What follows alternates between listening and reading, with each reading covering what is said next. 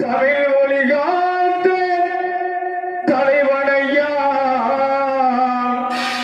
ஞான பலம் கேட்டு குழந்தையா அப்பனுக்கு பாட சொல்லி